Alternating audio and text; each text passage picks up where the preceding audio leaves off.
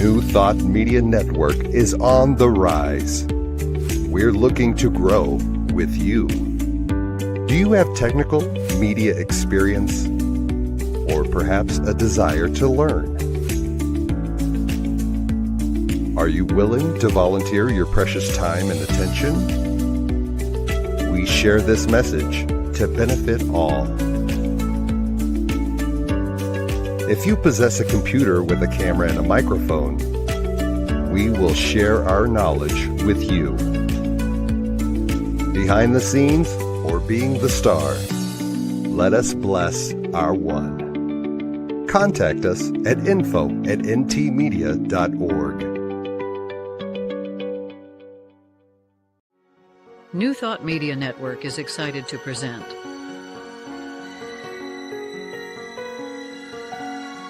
Divine Science Everywhere, Fridays at 2 p.m. Mountain Time and 4 p.m. Eastern. Come explore a modern experience of divine science. With Reverend Joy Fletcher, Reverend Jeff Radcliff, and Bishop Durrell Watkins. Join us as we open our eyes to divine science everywhere we look. Fridays on New Thought Media Network.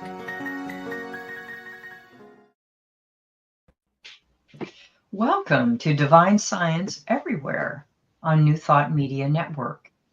Divine Science Everywhere features divine science ministers and New Thought guests discussing the principles and practices of divine science. I am Reverend Joy Fletcher, and I'm also excited to share that on June 22nd will mark my 30th anniversary as a divine science minister. So we welcome all of you and join us, and thank you for celebrating with me. It really is an honor. I'd like to introduce one of our co-hosts, Reverend Jeff Radcliff. Thank you, Reverend Joy. Congratulations on your anniversary coming up. Thank you. I'm Reverend Jeff. Thanks for being here with us. I forgot to turn my alarm off on my phone. We're glad to have you with us. Divine Science is everywhere. God is everywhere present, including right here where we are, right there where you are. So welcome. Reverend Durrell. Hello, everybody. I'm Durrell Watkins. I am the senior minister of the Sunshine Cathedral. I'm in civvies today because I'm about to jump on a plane, but I do normally wear minister drag for these things. I am the senior minister of Sunshine Cathedral. I am the dean of the Samaritan Institute, a divine science ministry school. I am a auxiliary bishop with the Global Justice Institute, and I'm the current president of the Divine Science Federation. So today we are remembering a friend and colleague, Reverend Cindy Lippert, and that's where I'm going. In fact, the reason I'm in short pants and sneakers, I'm just ready to go because I'm on a flight today to go to Albuquerque because this weekend will be her memorial service. But today we're remembering her too. So this is a very special episode for me, and I'm glad you're with us today.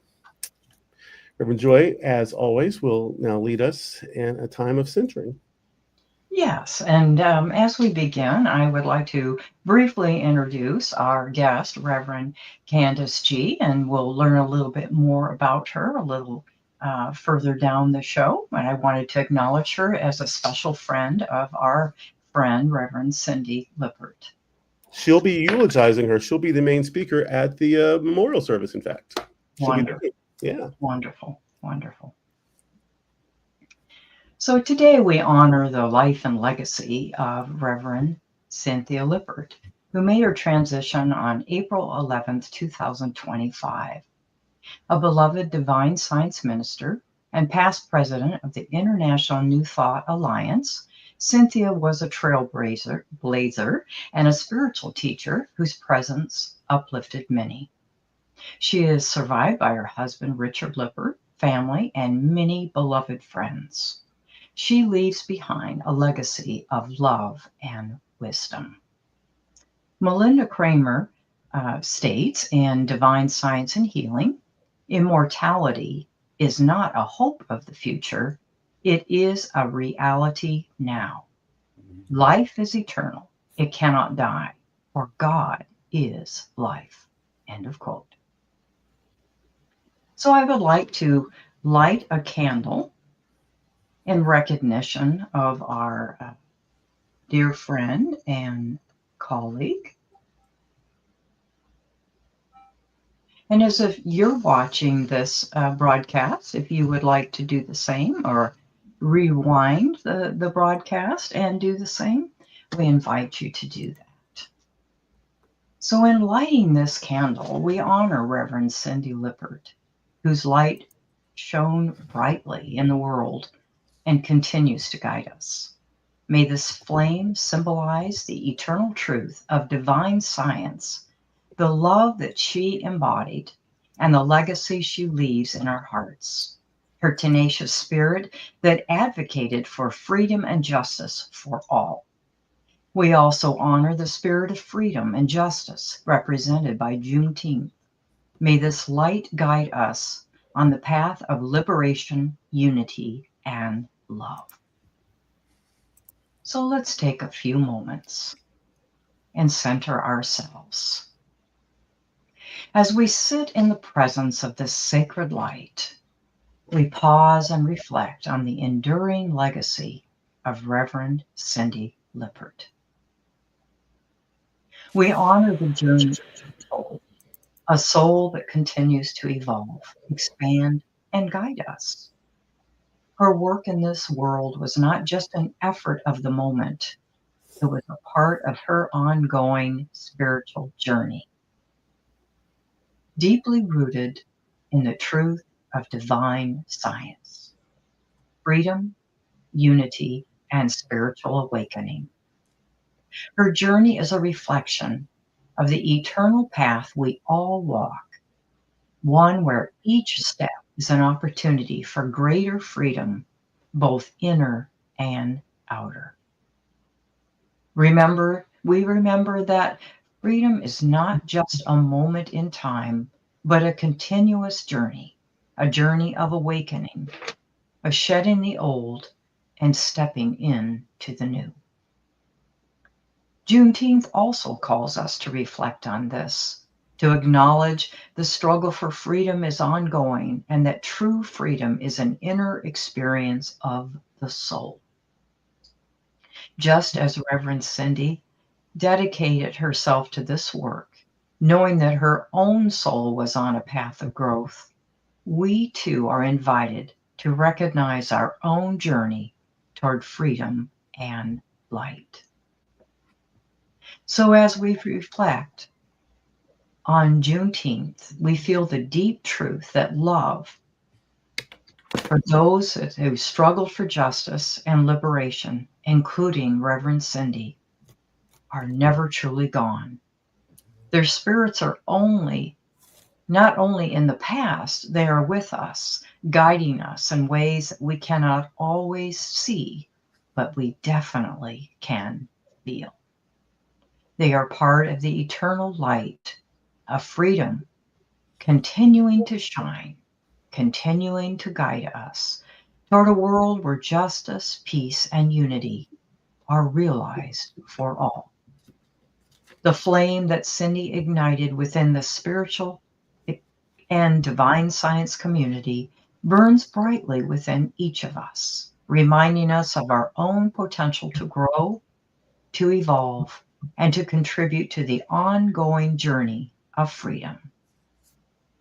In this sacred moment, we honor the journey of Cindy's soul, one that continues to unfold in the eternal flow of divine love. We know that she, like all of those who have crossed over, is part of the eternal light that surrounds and supports us. May we too live in such a way that her legacy lives on through our own actions, through our continued commitment to justice, and through our dedication to the spiritual freedom of all things. Well done, good and faithful servant. Thank you. And so it is.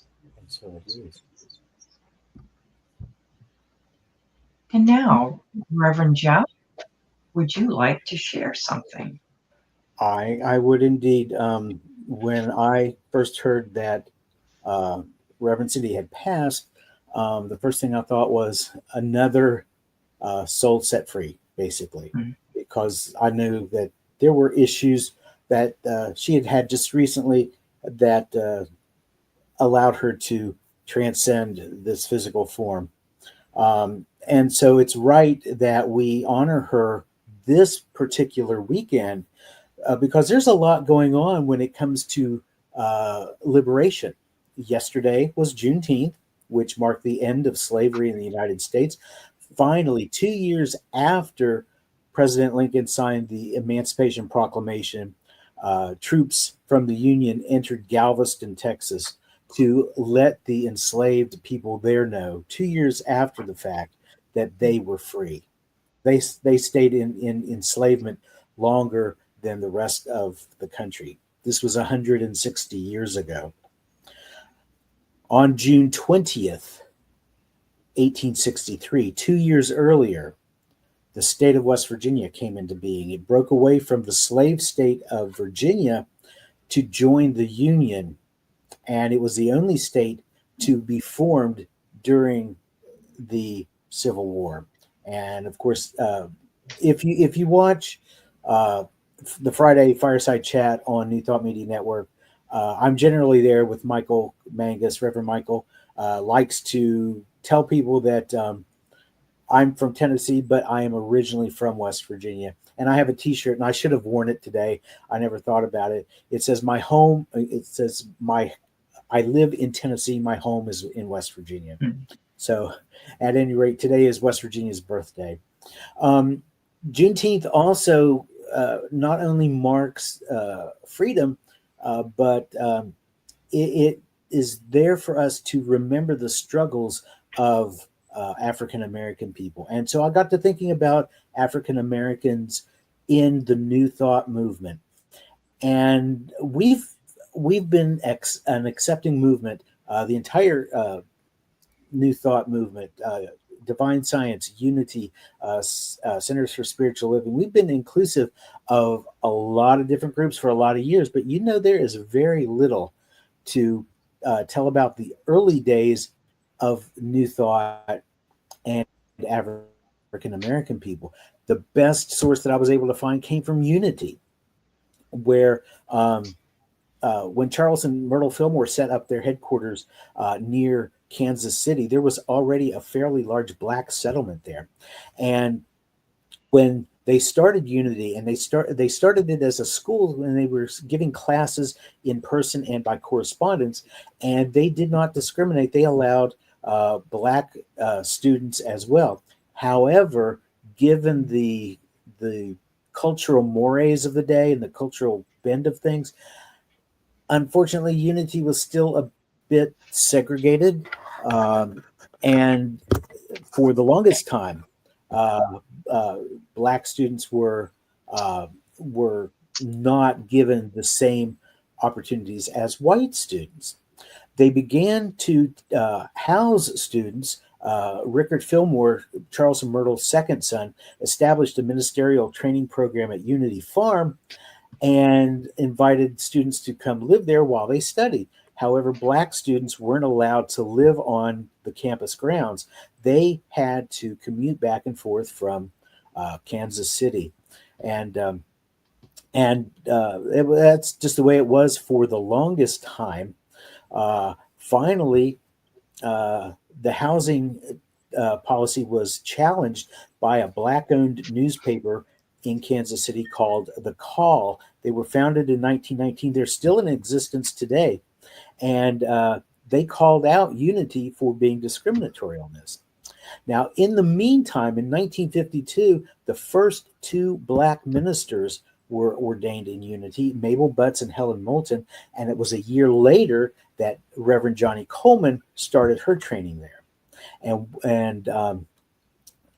one day she was on her way to class.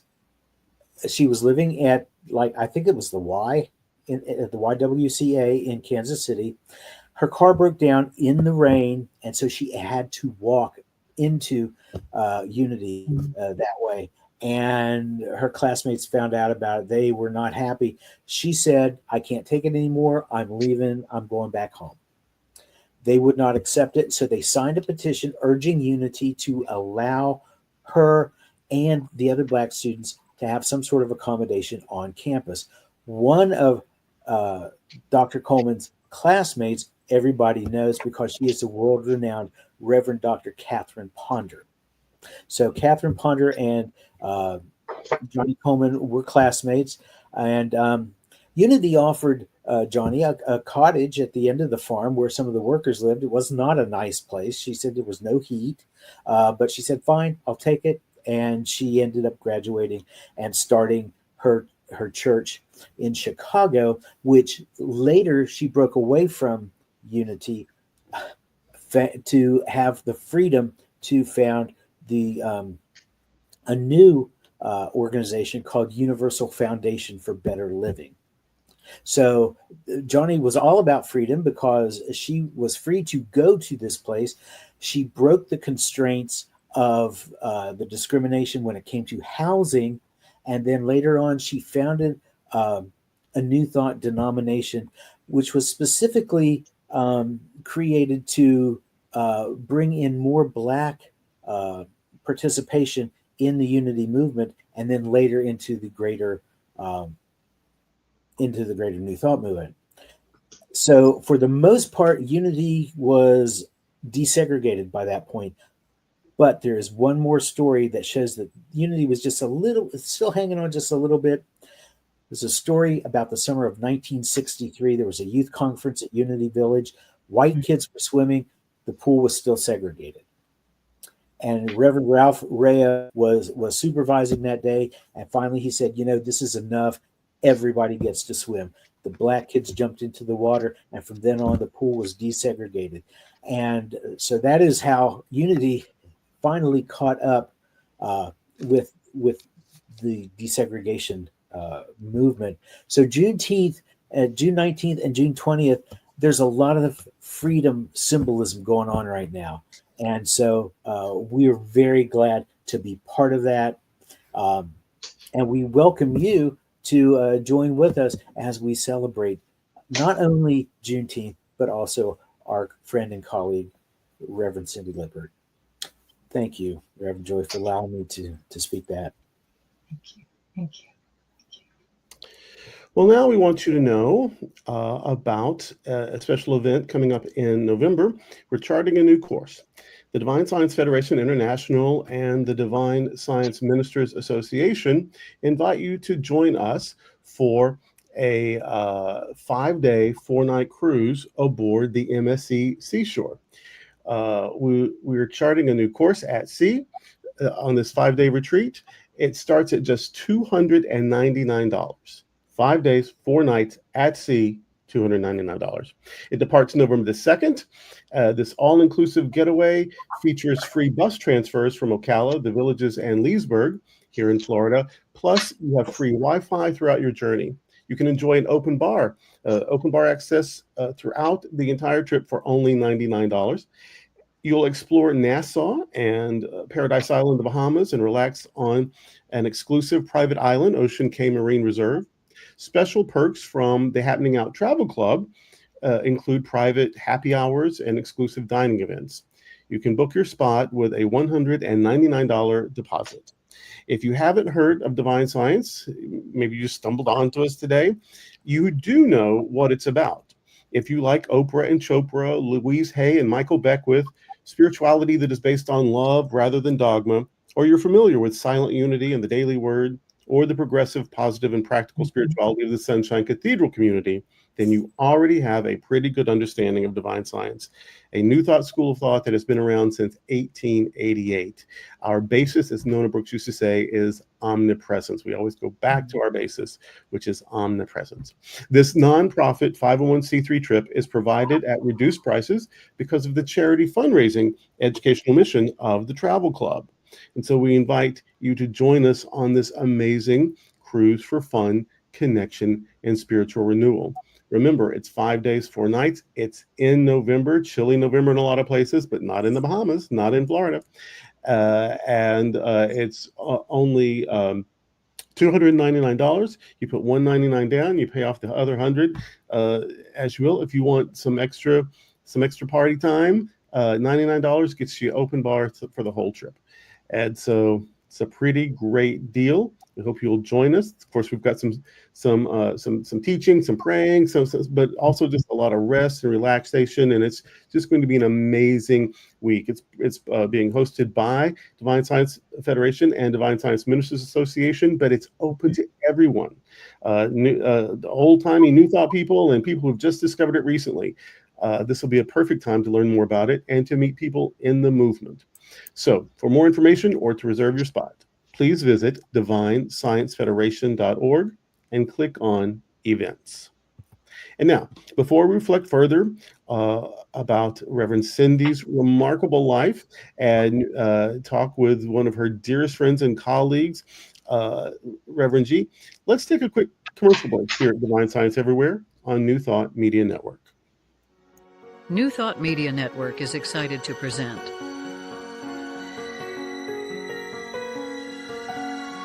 Divine Science Everywhere, Fridays at 2 p.m. Mountain Time and 4 p.m. Eastern.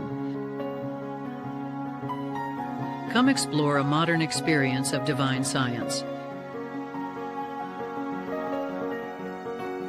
With Reverend Joy Fletcher, Reverend Jeff Radcliff, and Bishop Durrell Watkins.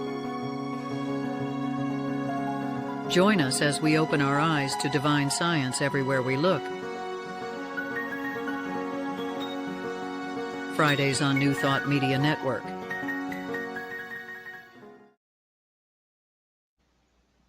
Welcome back.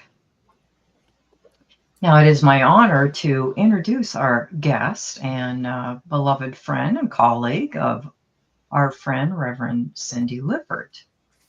Reverend Candace G. is a practitioner emeritus and ordained minister, trained at the Agape International Spiritual Center in Beverly Hills, California, under the tutelage of Michael Bernard Beckwith.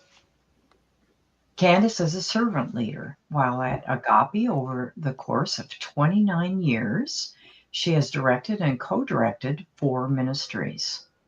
She has taught her signature course, Prosperity from the Inside Out, at Agape, as well as other spiritual centers and business venues throughout the United States.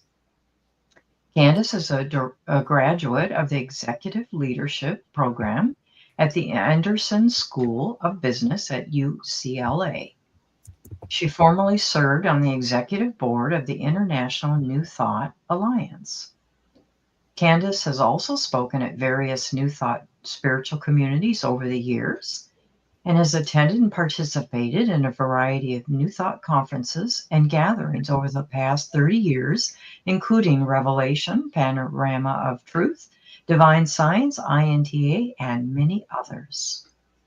Reverend Candace has wholeheartedly believes in a world that works for everyone and loves sharing the good news with all who wish to wake up to our inherent divine nature.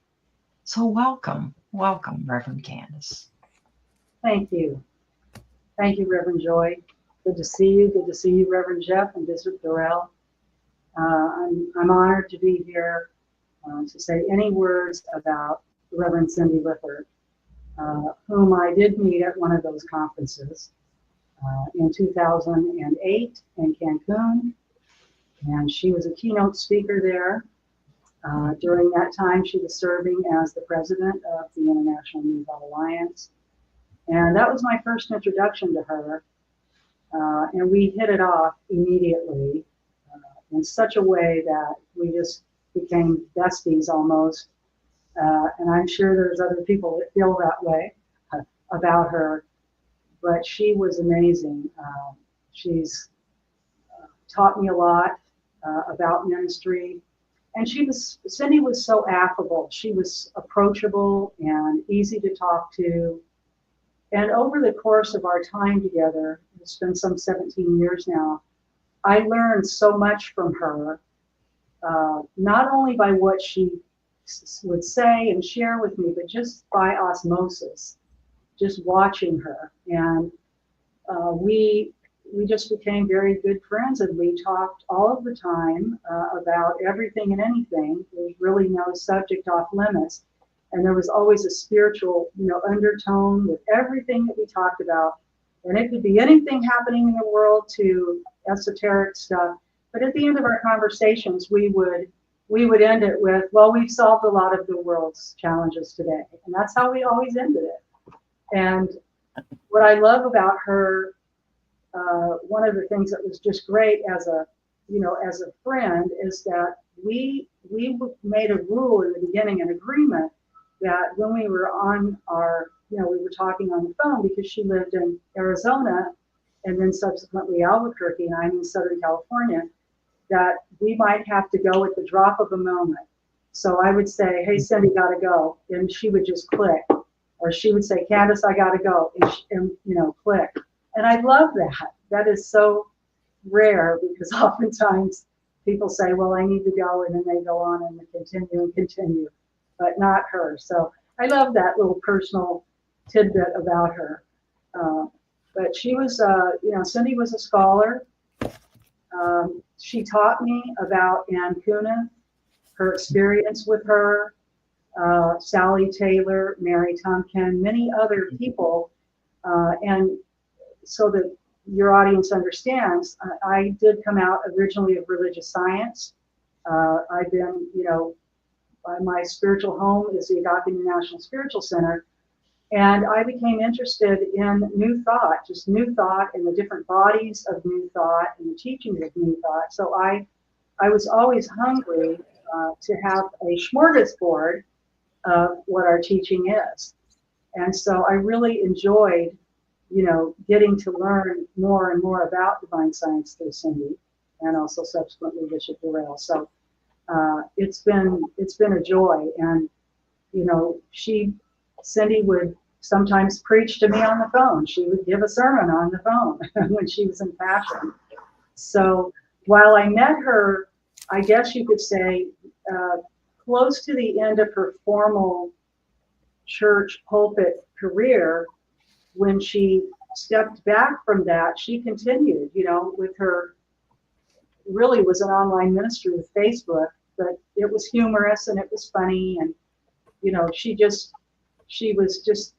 Cindy was brilliant in my estimation. And she had a great intellect and an amazing heart, and always had a word up for everyone. And everything that she is to me just sits right here, in so much joy and appreciation for her life, and for her, just being so giving, at least towards me. She was very giving in how she was with me, and her countenance, and what she would say to me. And we both share a very dry sense of humor, so we laughed a lot. We just laughed and laughed and laughed. And I am just so grateful that she crossed my path. I would say to your, out of all of the people and conferences that I have met over the years, wonderful, wonderful people, she is really at the kind of the, you don't want to say top or bottom, but she's just up in the very high elevation in my consciousness for who she was and is to me, and so many others. I'm sure so many people feel the way that I feel, that had a personal and close relationship with her, where they could say anything, they could confide, they could vent if they had a question about something. She was very good. So I would tell you that while she is my dear friend, she was also a colleague, and she was also a mentor. She was many things to me, and I just hold her in the highest. I really do. Thank you. Thank you so much. I appreciate hearing those memories of Cindy. Cindy and I had a similar path. For a bit, we both were spiritual leaders of Unity Church and part of the field licensing program. And both of us were already divine science ministers. And it's interesting because each of us at a different time discovered that shoe didn't fit being a spiritual leader with a Unity Church.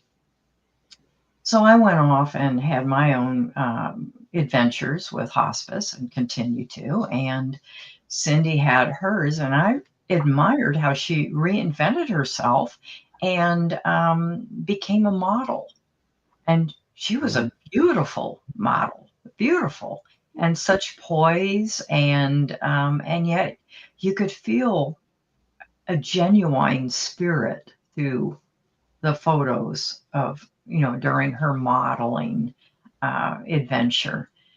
And she was just so inspirational. I loved hearing her speak a couple times and as we crossed paths, and she inspired me. She just inspired and continues to inspire me. So thank you. Yeah.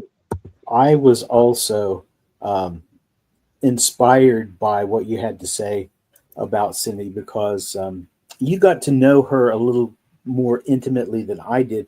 I knew her for years on Facebook, and I don't know how I ended up getting to meet her. At the time, I was studying divine science off to the side. I knew that they existed, but they weren't my focus because at the time I was more heavily into religious science. And so I was starting to take science of mind classes and had started a group with a lady in Australia, an online group for people who did not have a New Thought presence in their local community. And I think that's probably how I ended up meeting Cindy, because I had a lot of ministers come in as part of the group. They offered practitioner services, things of that nature.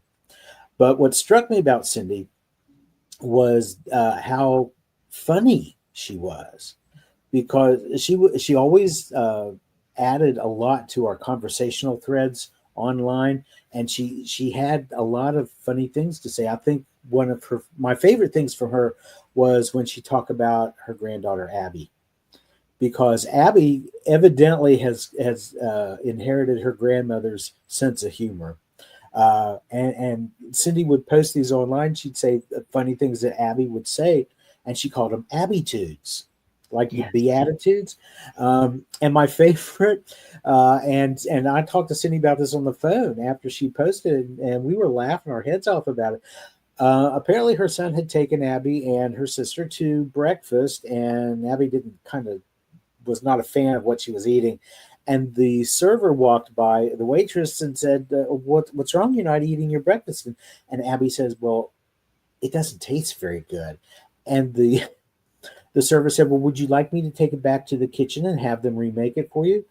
And this is where Cindy paused, and the inflection that she used, I could catch it when I read it, and then I caught it when she actually spoke it to me. Abby said, well, how's that going to help? So that was spectacular from Cindy. And when I finally got the chance to meet her in face-to-face was in 2019 at the International New Thought Alliance Congress in Nashville, where I was living. And it felt really great to finally give this lady a hug, somebody that I had been friends with for like nearly a decade at that point online. And it was only until our mutual friend, Galen McDowell from Christ Unity Temple in Chicago showed up, and we got a picture together, that I realized once again, I was the shortest one in the damn photo, because Cindy was taller than me. Galen towers over everybody. But Cindy said, oh, don't let it matter to you, because you're a giant spiritually. Aww. So she was also a great encourager. So Candace, I shared my favorite Cindy story. Oh, and one other thing, and I want to ask you about yours. One other thing that sticks out in my mind about Cindy, well, two things actually. Number one, she always talked about her stuffed buffalo that she kept by the fireplace. She called him Billy the buffalo, and there was Bird who sat on top of Billy. And Cindy and I also had a friendly little rivalry when it comes to October 25th, because that is my birthday, and that is also the day that she and Richard got married in 1980. So we always, around October 25th, our birthday, her anniversary, we'd have this friendly little tug of war over who got to own the day, because we each laid claim to that particular day. So Candace, what I'd like to ask you is share your favorite funny Cindy story. And I'm sure you've got a lot more than I do. Oh my goodness. That's a challenge. I have a lot of good stories, but I think one of my favorite times with Cindy that was really meaningful to me was when, I think it was 2014, I believe, I'm not sure, 13 or 14, she went to Sunshine Cathedral to speak. And she hadn't spoken for a while, and she was ready, and Bishop Durrell invited her. And so I flew out there for that, and to support her and just be there. And it was just a great memory. It's actually my first introduction to your spiritual center, Durrell. And we just had a great time there. And then again, she decided to come to Nashville in 2019, and so I was working on her, talking her into that, and we had a great time there. But any one memory is hard because there were so many, and most of them were through phone calls. And honestly, what I feel for her is just so much regard. I have so much regard and respect for her and admiration for her, the way she lived her life. But she was so funny. Cindy was funny, okay? And I love ministers who have a really good sense of humor, and she had one. She was a balanced person to me.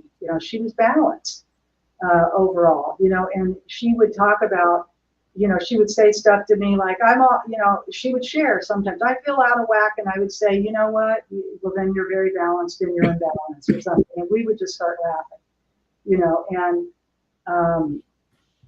I just loved how she carried herself, and was with people.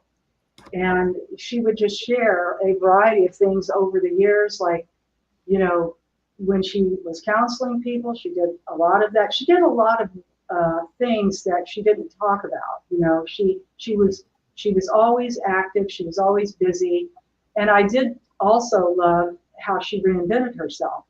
She, decided, at a later age, I'm gonna model and I'm gonna act, and she had shared with me, she had thought if she went into acting first, that ministry might have been a little bit easier, like how the depth of what she learned through what that is. When you really are doing it seriously, you're throwing your whole self in and you bare yourself, so to speak. And, it's similar when, as us as ministers, when we're, living a transparent life. And we would just talk about those two things, just being about open and available and inclusive and receptive in our demeanor. So I really appreciated that about her. And I also got to, this is not exactly the answer to your question, but it's a great joy for me, Reverend Jeff. I got to watch Cindy. When I say watch, I mean watch, I don't mean necessarily this, but watch her with my inner awareness on her own growth and evolution from the time I met her till the time she left. She initially we would talk about things and stuff that she wasn't real keen to discuss, and later became very vociferous. And so I just watched her evolve and grow, as we all do. All of us not only do that, but if we are looking with our interior awareness, I think we can recognize that with each of us as you move along the years. And so that was very rich for me to be able to see that and watch her changing and her growth. And I have so many good memories. I really do. Too many to name. Thank you. You may wind up naming another one or two after all. We got about 15 more minutes, so we'll probably drag some out of you. I met Cindy sort of in crisis. I met her at a Chicago conference, an INTA conference, and she spoke, and I was wowed. And there was the INTA board, and she was on it at the time, was considering doing their next Congress in Fort Lauderdale. And we had never met personally. And for some reason, she spoke so powerfully, like it just had to be there. And, I had to be the conference chair or whatever. I didn't know her. But I didn't know a lot of them. I was still new in INT in this day. So a lot of like, wait a minute, who even is he? And blah, blah. But she put her foot down, just has to, and it did. And then she, of course, she spoke at that conference and she was wonderful. But within a year or two of that, I went through a debilitating depression. I've have a diagnosed medical depression anyway, but it's always been medically handled, medically managed, and it was not managed. I mean, I'd gone through some terrible or sad things, grief, and it had triggered it, and nothing was working. And I called her. All the people I've ever met, all the people I knew in the world, I just called her. I don't know why. It's just something in me said she's the one. She'll help, and she did. And what I didn't know is that she had been suffering from burnout, which is similar. And then she would tell me later that me getting her to help me also helped her. And we sort of helped each other through that. And that was a very bonding experience for us. So she did speak she spoke at the conference I hosted. She spoke at a Divine Science conference we had online. She spoke in my pulpit a couple of times. She married me and my husband. We had 11 clergy participate in the ceremony, but she was the one who handed out the vows and did the pronouncement. So she's actually the one who sealed the deal. Who else? I had my lifelong best friend Shauna met her, and Shauna died a few years ago of cancer, and they met at my wedding. They became immediate like best friends online because once you meet Cindy, you can't let her go. And so when my friend Shauna was going through her final days with her cancer journey, Cindy was very present to her and very helpful to her.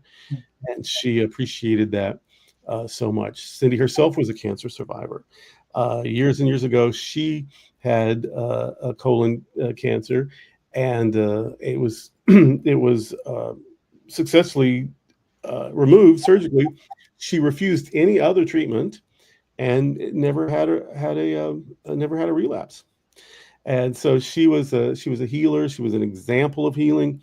And even she used to say the two things about death is that she really hoped reincarnation wasn't real because she didn't want to do it again, and that when it's time that she would go into sleep, which is ultimately what happened. She had an event. They went to the hospital. She just never woke up, and a few days later left her body. But she was that sort of a manifester, though. Like if she said a thing, just it was just a matter of time then before it was going to happen, and just that way. Her way of praying was a bit different. When I would ask her to pray for me, she would say, well, what is it you're looking for? What is it you want? How do you see this, unfolding? If it was the best possible scenario, what did it look like? And I would say whatever. And then her prayer was, it's done. That was her whole treatment. And we would do that for each other all the time after that. I want you to pray for me. I want blah, blah, blah. And I would say, it's done. And she said that she and her mentor, Ann Kuneth, would do that. That's where she learned that. And Kuneth was a mentee of Catherine Ponder, Cindy a mentee of Kuneth, me a mentee of Cindy. There's this whole little line going on. But I got to I had some email exchanges with Ann Kuneth before she got to where she couldn't do that. And it was I almost cried when she said, I know so much about you. Cindy talks about you all the time. That made me very very happy. So I got to meet her mentor, and her mentor already knew something about me. So those are just some of my, she saved me in some ways, and became one of my dearest friends. And because of her, I know Richard, her husband, and he's been we've been in contact a lot lately, and it's because of her, one more friend in the world I have. And so her husband. So she would. I don't like to talk on the phone, but for her I would. And sometimes for her I would even make the effort. And if I would call her, she would answer the phone telling a story. She wouldn't say hello. She would just be right, like we'd already been talking for 6 minutes, and this was the next thing. That's how she would answer the phone. And then when it was over, it would be like, okay, so bye. But if I called her, I called her mostly when I was driving. And then when I would get to where I was going, I had to, time to go, whatever. And she would say, okay, I guess I've been used. Bye. But then I wouldn't even have to say, I gotta go. She could just tell, wait a minute, I can tell I've been used, right? I'm like, yeah, I gotta go. So yeah, she would, I love that. They said, well, I guess I've been used, just to fill the time. Of course, that's not what it was, but it was hysterically funny to me. That's how she would always say, I've been used. She was a committed ally to the LGBT community, so much so that she stopped being an ally and started being a friend, and stopped being a friend and started being an advocate, and stopped being an advocate and started being a member of the LGBTQIAA plus community. She was one of the A's, and identified as part of the queer community. So she was a model of using your privilege to help someone who doesn't have it. And the people in Sunshine Cathedral adored her. She was a member of our global fellowship, and she'd be on almost every Sunday online. And she'd be constantly just interacting with other people online. They became her friends on Facebook. They were devastated when she died. Had never been in a room with her. She was just that active and that loving. And so, yeah, people. I was surprised at how she not only liked my church, she became a part of it. She did online programs with us. She spoke several times. She interacted with people. She helped me with classes. I taught a class on a book that she and her husband Richard had researched about Emma. So it was. No, it was Katie. It was Emily Katie was the book they did on. And so, yeah, she just became so much a part of, from being my practitioner to being my super good friend to being a part of my ministry, and then had the nerve to die. I've almost forgiven her for it, but I mean, I was not done with her. I had a long list of Cindy stuff to do yet. And so now I'm gonna have to transfer all that to Candace, who has been present through all of this. I think I met Cindy maybe the year after she did. So I've kind of just been bumping into Candace and hanging on to her for several years now, and so that our Cindy connection is something that I super value. Save me, Candace. Say something so I don't say anything else, because I'm going to. I can say a lot. That just same ditto with all of that, And I was fortunate enough to, when she did go through her burnout, to be able to be there for her, and she always acknowledged that. She was always grateful for that, and Cindy was something else. I'm trying to keep everything very in a high vibration, which is why I'm not saying everything that I know, but she just had a great sense of humor, and we could laugh about anything, and she would say something to me, and then she would say an expletive and call me a name, but it was a loving thing, and I'm like, yeah. And I have to tell you, with what you just shared, she transitioned exactly how she said she wanted to. And I was crushed and devastated. I will not lie to you. I sobbed uncontrollably for 3 weeks. I mean, I was just like, what? And I'm like, what? And then I was calling her a name once. I'm like, really? You had to do this to me now? Like, as if I'm the only person that loved or cared for Cindy. And I could just hear her as clear as day. I still hear it. Candace, I told you how this was going to go.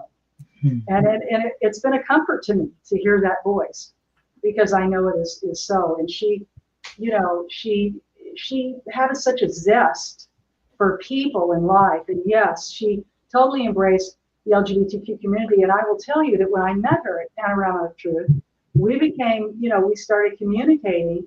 And then I had shared with her that I am a lesbian, and I have, you know, at that time, my wife and I were not married, we were partners, but we've been together almost 28 years. But I shared with her, you know, that I was a lesbian, and Cindy says, well, I've never had a lesbian friend before. You'll be the first. You know, just matter of fact, that was who she was.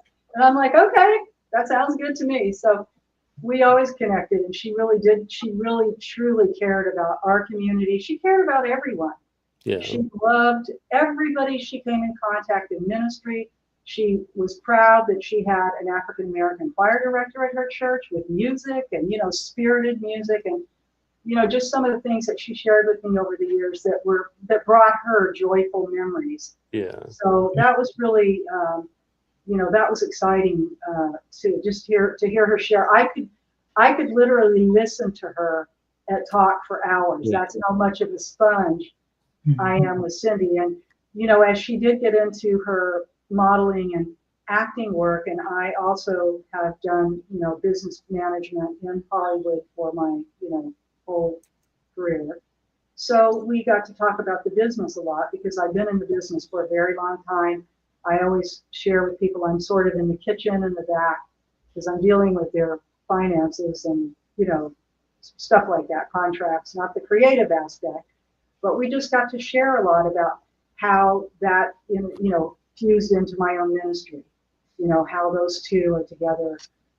And so it was just, we had wonderful conversations. And, you know, Cindy, I remember when I first met her, I don't know when I got this, but, you know, when she wrote, her and her husband wrote this book, you know, and it's very good. And I got it out the other day, and I was looking at it, and this is when I first met her, so I don't know her. And she says,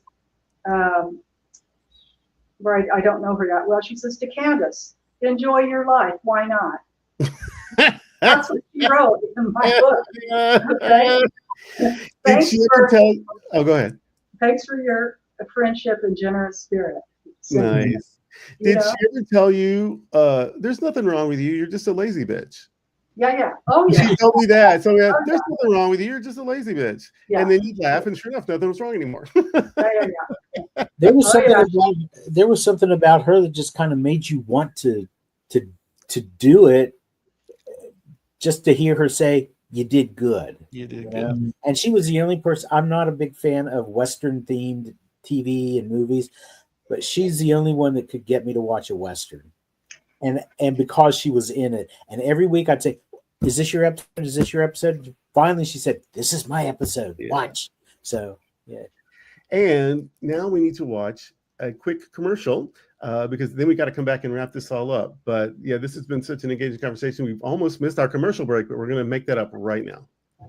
Please help us say thank you to our organizational sponsors, including the Hefferland Foundation, Affiliated New Thought Network, International New Thought Alliance, Science of Mind Archives and Library Foundation, Center for Spiritual Living Denver, Center for Spiritual Living Midtown, New Thought Philadelphia, Planned Happiness Institute, Summit Center for Spiritual Living, One Heart Retreats, Center for Spiritual Living on the Lake, Unity Kitchener, Unity Spiritual Center Ottawa, Om Center for Spiritual Living, Satya Center, Begin Within Ministries, Center for Spiritual Living North Jersey, Unity of Savannah, and the Center for Spiritual Living Seattle,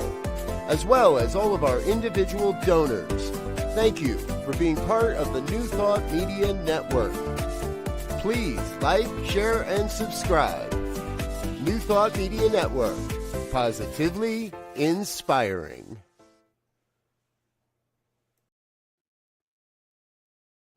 here we are. Thank you for joining us. Yes, this we're going to week. have to give this to Reverend Joy to take us out of here. We've got about 3 more minutes. All right. Right. All But right. Candace, before we do that, why don't you give us a last word about our friend and colleague and mentor, Cindy Lippert, and then if you will just pass it on to Reverend Joy. Cindy was the bomb. She Yeah. exploded love and joy and possibility and positivity. And she is a life well lived. She did great with her incarnation. She impacted a lot of people, and I will never, ever, ever forget her. She lives on in me as long as I breathe. Thank you. Thank you so much, everyone, for your reflections and sharing. And we remember the light of those who have crossed into the invisible realm, and their light and love and guidance remains with us. Reverend Cindy's love, teachings, and light continue to guide us, and her presence is felt in the work that we do in the world today. Absolutely. May we honor her legacy by living fully. Why not? Loving deeply and serving in the ways that she did. And so it is. And so it is. Please join us next week as we have special guests, Reverend Dr. Christine Emmerling and Reverend Cherie Garrett, mother and daughter, second and third divine science ministers, and they'll talk about their divine science journey. So until next week, remember, divine science everywhere means that God is in all, through all.